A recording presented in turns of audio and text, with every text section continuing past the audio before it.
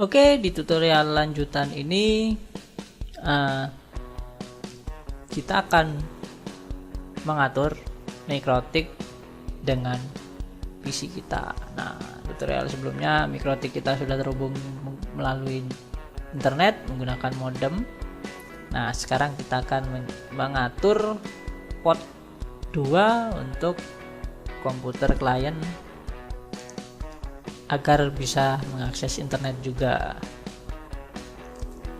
Oke, yang pertama ya tentunya kita harus menentukan sebuah IP. Biar IP-nya saya catat terlebih dahulu. IP klien, saya ingin menggunakan IP gini aja. Tuh, jadi IP mikrotik dimulai dari 1. Ini adalah IP mikrotiknya ya.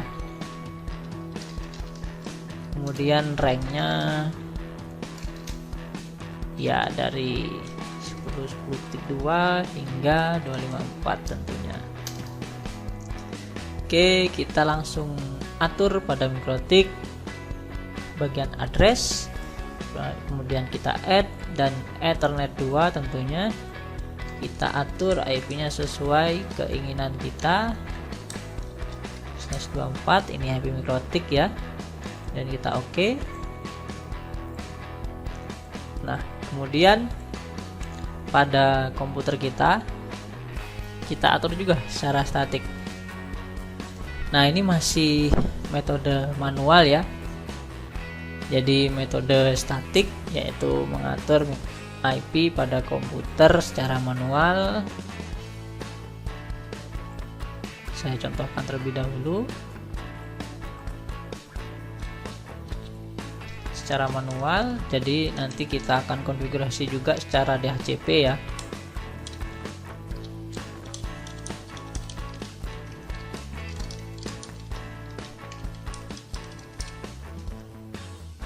Gateway ya, kita mengikuti gateway mikrotik 1, kemudian DNS-nya juga mikrotik. Jadi jangan terbalik-balik ya. Ini gateway mikrotik, bukan gateway modem seperti yang saya perlihatkan pada video cara setting modem ya. Jadi ini adalah gateway mikrotiknya, karena komputer pelanggan atau komputer klien kita sudah melewati melalui mikrotik, bukan terhubung melalui modem lagi. Jadi jangan sampai terbalik. Biasanya suka terbalik-balik ya itu settingannya. Kemudian kita cek menggunakan CMD. Yang pertama kita cek, kita harus memastikan komputer klien ini sudah terhubung dengan mikrotik dengan cara mengeping IP mikrotiknya. Sebentar, 10 1 ini adalah IP mikrotiknya. Nah, itu sudah terhubung. Namun komputer klien kita belum terhubung dengan internet. Mengapa? Karena ya di mikrotiknya belum kita NAT istilahnya ya, belum kita belokkan. Nah, bisa dilihat ini kalau kita mengeping ke Google, maka dia tidak akan ada request. Oke, agar komputer pelanggan atau komputer klien bisa terhubung juga, kita harus mengatur firewall pada mikrotik, yaitu bagian NAT. Nah, kita harus menambahkan sebuah rule untuk membelokkan atau memforward modem ke pelanggan kita melalui mikrotik. Nah, langsung aja pengaturannya kita tambah ini ya.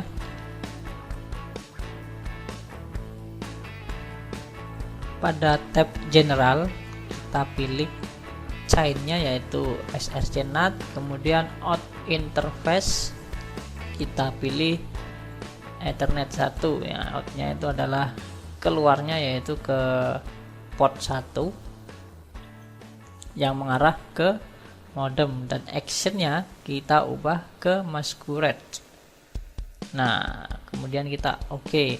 Dan jangan lupa pada settingan DNS,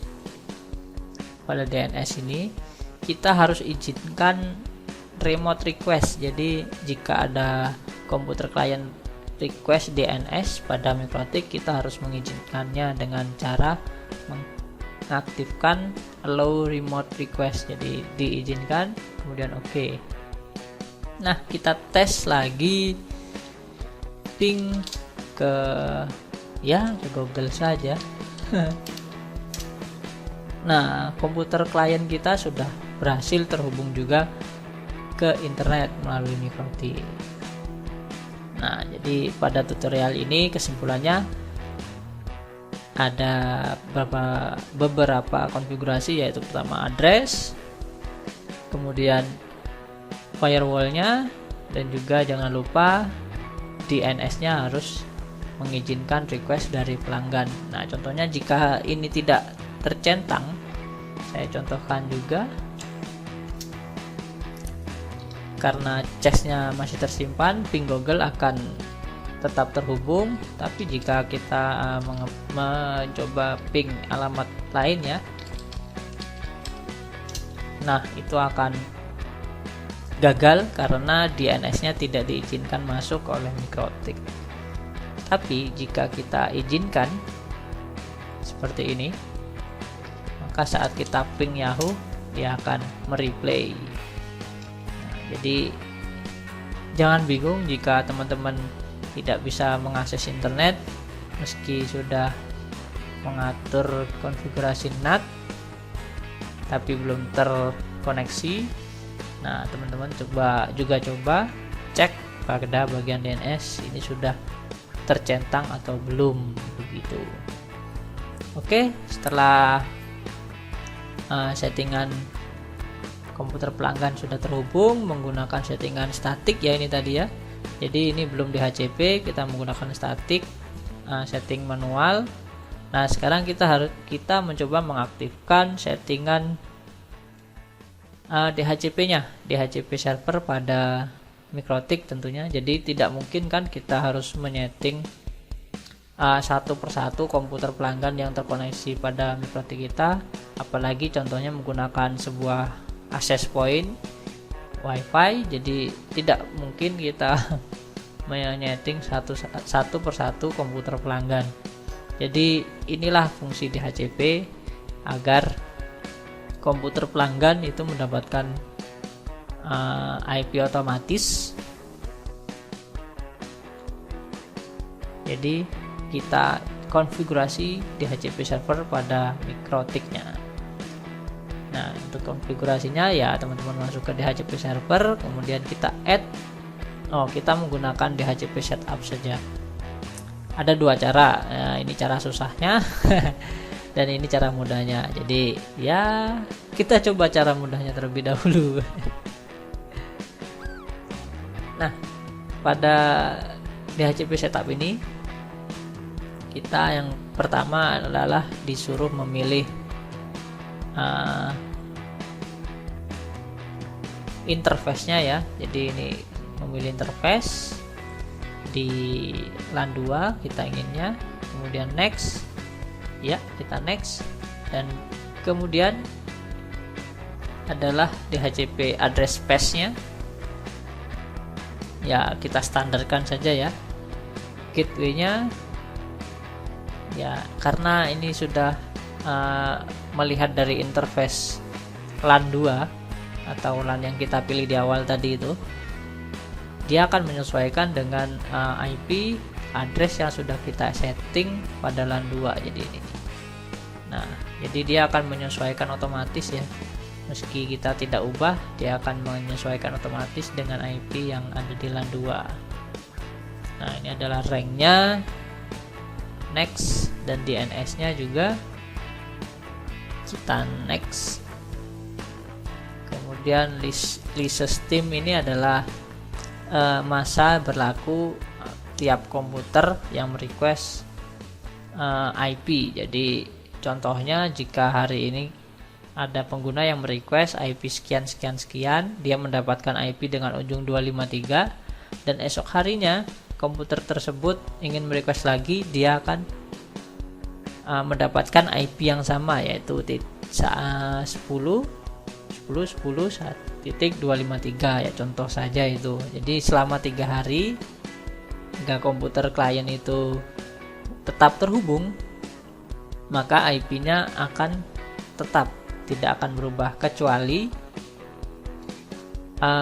komputer pelanggan tersebut tidak terhubung selama 3 hari lebih. Maka jika merequest kembali, IP-nya pastinya akan berubah dengan IP yang lain gitu.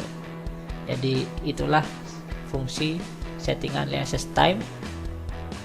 Nah, dan saya sarankan liaison time ini tidak disetting selama 3 hari karena itu cukup jangka waktu yang lama ya.